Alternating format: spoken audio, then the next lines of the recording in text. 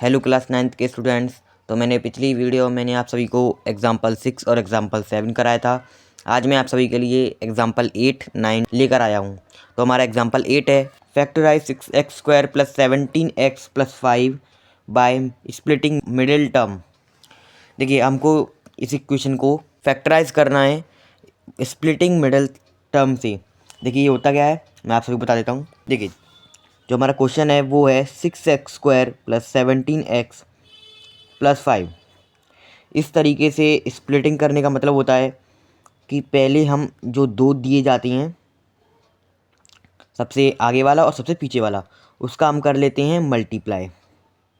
अब इसका जब हम मल्टीप्लाई करेंगे तो हमारा आ जाएगा 6 5 ज़ा 30 और x², 6 5 ज़ा 30x²। अब हमें जो 30x² है उसको ऐसे स्प्लिट करना है, यानी कि इस 30x² को ऐसे तोड़ना है दो भागों में कि जिसका मल्टीप्लाई 6 5 जो 30x² हो जाए, और जब हम उसको प्लस करें तो हमारा जो आंसर आए वो 17x, यानी कि जो मिडल में है वो। इसलिए इसे कहते हैं स्प्लिटिंग मिडिल टर्म, कि हमें इसे स्प्लिट करना होता है 17 को। तो फिर अब हमें क्या करना है कि हमें 30x² जो मिल चुका है उसको दो भागों में बांटना है। ऐसे दो भागों में बांटना है कि जिसका मल्टीप्लाई करें 30x² आ जाए, और अगर हम जिसका प्लस करें वो 17 आ जाए। देखिए, इसको फाइंड करने के तरीका है एलसीएम लेना। आप एलसीएम ले सकते हो।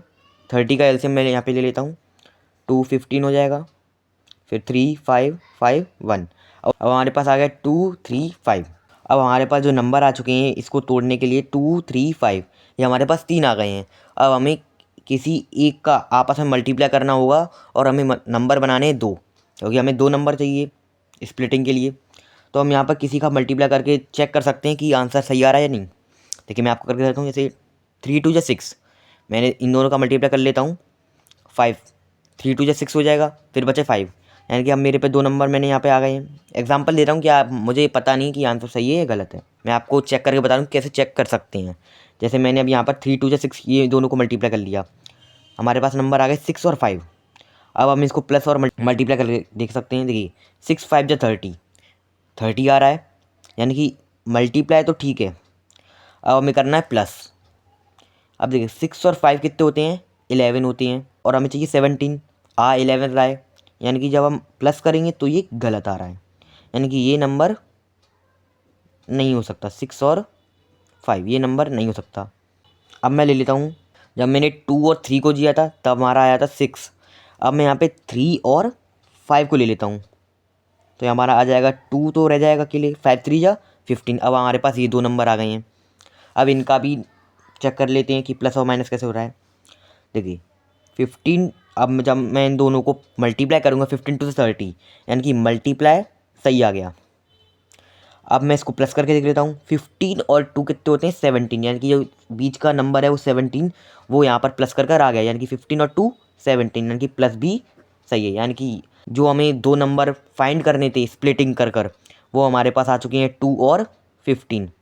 इन्हीं को अब इस क्वेश्चन में पुट कर हमारा आंसर आ जाएगा। मैं एक बार फिर से समझा देता हूँ। देखिए, स्प्लिटिंग मिडल टर्म, इसका मतलब होता है कि आगे और सबसे पीछे वालों का मल्टीप्लाई और बीच का प्लस। तो हमें इन दोनों का मल्टीप्लाई करके हमारे पास 30 आ गया, और हमें चाहिए 17 प्लस कर। अब जो 30 आया है, अब इसको हम स्प्लिट करेंगे।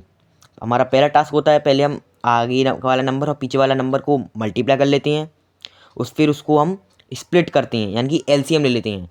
एलसीएम लेकर हमारे पास जो नंबर आएंगे वो जितने भी आ सकते हैं, चाहे 5 बहुत ज़्यादा भी आ सकते हैं, उनको मल्टीप्लाई कर हमको दो नंबर बनाने होते हैं। जैसे यहाँ पर 2 3 और 5 आए थे, मैंने दो नंबर बनाए 6 और 5, और 2 और 15। अब इनको आपको चेक करना है कि सही आए हैं गलत। अब दो नंबर आ गए, मैंने फिर क्या किया था, 6 और 5 को चेक किया था कि ये सही है कि गलत।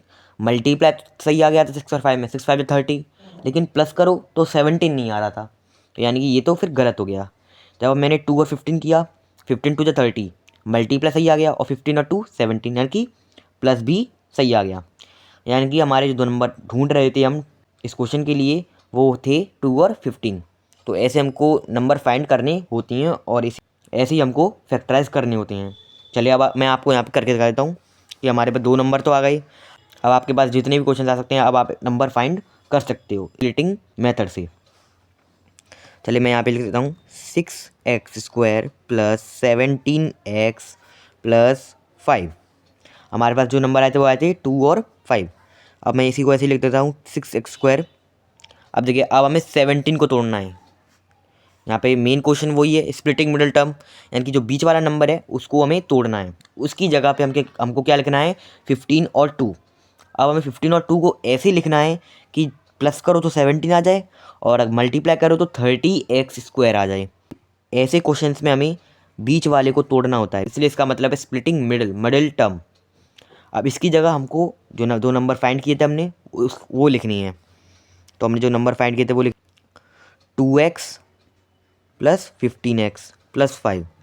देखिए x क्यों लगाया, क्योंकि हमें क्या चाहिए, x²। तो हम दोनों में x लगा सकते हैं, इसलिए हमारा x² आ जाएगा। और यहाँ पे हम ब्रैकेट लगा देते हैं, इससे आप समझ सको कि हमने 17 की जगह 2x प्लस 15x लिखी हैं। और x इसलिए लिखे हैं क्योंकि हमें चाहिए 30x², x भी चाहिए, तो यहाँ कि दोनों में x आ जाएगा, तो यहाँ क्या हो जाएगा x²। अब आप कर लेते हैं चेक, 15 और 2 17x बराबर है 15 2 जा 30 और 2x मल्टीप्लाई 15x यानी कि 30x²। और ये हो गया 6 5 30 30x², यानी कि जो हमने स्प्लिटिंग की है वो सही की है। अब बस हमें फैक्टर करनी है, कॉमन कॉमन निकाल लेनी है। अब इसके बाद हमारा जो नेक्स्ट टास्क होगा वो होगा, यहाँ लिख देते हैं 6x² ब्रैकेट में। अब इनको हम अलग अलग लिख लेते हैं, 6x² प्लस 2x, और अब इसको लिख लेते हैं 15x+5। अब हमें इसमें से कॉमन निकालना है और फिर इसमें से कॉमन निकालना है। देखिए इसमें क्या कॉमन आ रहा है, 2 आ रहा है, क्योंकि इसमें भी 2 है उसमें भी 2 है, 2 और x भी दोनों में कॉमन आ रहा है।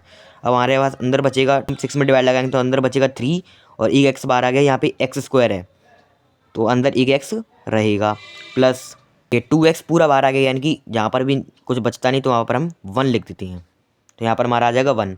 अब हम इधर देख लेते हैं, इधर हमारा कॉमन क्या आ रहा है 5, क्योंकि सबसे 5 ही आएगा। यहाँ पे x है नहीं है, वरना हम x भी ले लेते। अब यहाँ पे हम डिवाइड लगाएंगे तो हो जाएगा 3x, 5 पूरा बाहर आ गया, यहाँ पे क्या बचा 1। अब देखिए 3x+1, ये 3x+1, ये दोनों सेम आ गए। अगर सेम आ जाती हैं तो आपने जो नंबर फाइंड किए हैं वो सही है और आपने जो सॉल्यूशन लिखा है वो सही है। अगर सेम नहीं आते, यानी कि या तो आपने नंबर गलत फाइंड किए हैं या तो आपने सॉल्यूशन में कुछ गड़बड़ कर दी है। यानी कि मेरे नंबर सेम आ चुके हैं, यानी कि जो मैंने मेथड किया है वो बिल्कुल सही किया है। अब क्या करते हैं, अब जो ब्रैकेट में सेम आया है उसको हम एक ब्रैकेट में लिख लेते हैं 3x+1, और जो हमने कॉमन कॉमन निकाले थे 2x और 5 उसको हम एक ब्रैकेट में लिखते हैं 2x+5। और यही आपके क्या हैं, फैक्टर हैं। ऐसे ही हमको फैक्टर करने होते हैं स्प्लिटिंग मिडिल टर्म का यूज़ करके। मैं आपको ये सॉल्यूशन फिर से समझा देता हूँ, क्योंकि ये थोड़ा कठिन है, लेकिन आप प्रैक्टिस करोगे तो सीख जाओगे।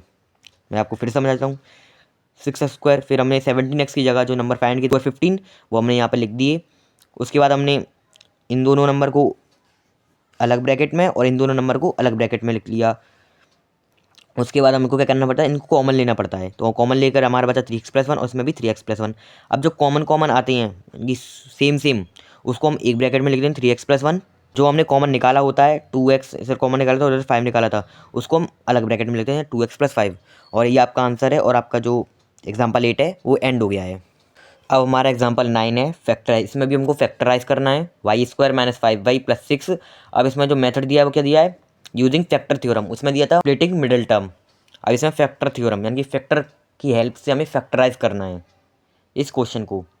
देखिए दो मेथड होते हैं इनको फैक्टराइज करने के लिए, एक तो होता है स्प्लिटिंग मिडिल टर्म जो मैंने आपको अभी सिखा दिया है एग्जाम्पल 8 में, और एक होता है बाय फैक्टर थ्योरम जो अभी मैं आपको सिखाऊंगा एग्जाम्पल 9 में। y² - 5y + 6, मैं इधर रफली समझा देता हूँ। जिधर भी वेरिएबल लगे होते हैं उसको छोड़कर जो हमारे पास कांस्टेंट नंबर होता है लास्ट में, हमेशा लास्ट में कांस्टेंट नंबर ही होगा। जब भी कोई फैक्टराइज का क्वेश्चन आएगा तो उसके लास्ट में हमेशा कांस्टेंट नंबर ही होगा। जो कांस्टेंट नंबर होगा उसके हम क्या कर देंगे फैक्टर। अब फैक्टर क्या होते हैं, फैक्टर वो होते हैं कि जो नंबर है वो किन की टेबल में आता है, किन की टेबल से कट सकता है। 6 है, देखिए 1 की टेबल में ज़रूर आएगा, 1 की टेबल में सारे टेबल आते हैं। देखिए 2 की टेबल में भी आता है 6 और 3 से भी 6 कट जाएगा। अब इसके पास 4 की टेबल में नहीं आता ना 5 की टेबल में आता। ये आपके आ गए फैक्टर। अब इन्हीं की हेल्प से आपको क्या करना है, इसको फैक्टराइज करना है। अब देखिए फैक्टराइज करेंगे ऐसे ही। अब हमें क्या करना है, वाई की वैल्यू की जगह हमको ये 3 वैल्यू अलग अलग करके पुट लग करनी है।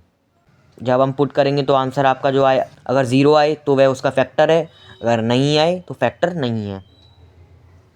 बस यही था इस फैक्टर थ्योरम में। फैक्टर थ्योरम थोड़ी सिंपल है स्प्लिटिंग मिडिल टर्म से। चलिए करते हैं। तो यहाँ पर मैं लिखता हूँ फैक्टर ऑफ 6, 1, 2 एंड 3। अब वैल्यू पुट करते हैं बारी बारी से। सबसे पहले मैं लिख देता हूँ put y is equals to 1। Question लिख देते हैं y square minus 5y plus 6। Y की वैल्यू पुट करेंगे 1, 1 का square minus 5, 1 plus 6, 1 minus 5 plus 6, 1 minus 4 plus 6, 2। आपका आंसर आएगा 2। 0 नहीं है यानी कि ये आपका फैक्टर नहीं है। 1 यहाँ से हट चुका है, 1 आपका फैक्टर नहीं है तो 1 आपका आंसर नहीं रहेगा। अब मैं यहाँ पर पुट कर लेता हूँ 2। Y is equals to 2, y square minus 5y plus 6, 2 का स्क्वायर माइनस 5, 2 प्लस 6, 2 का स्क्वायर होता है 4, 5 two 10 plus 6, minus 10 plus 4 minus 6 plus 6 यानी कि 0। कि 3 है, जो 2 है वो आपका फैक्टर है। बेसिकली जब हमको फैक्टराइज का क्वेश्चन आता है तो उसमें हमें 2 फैक्टरी फाइंड करने होते हैं। एक जा चुका है, 1 था वो जा चुका है, अब 2 है यानी कि 3 भी होगा, p है या नहीं। y equals to 3 minus 5, 3 plus 6, 3 square 9 minus 15 plus 6। 15 में से जब 9 जाएंगी तो बचेंगे माइनस 6 प्लस 6 यानी कि ये भी आ गया 0। अब हम क्या लिख सकते हैं, y इज इक्वल्स टू 3 और y इज इक्वल्स टू 2, 0 आ गया।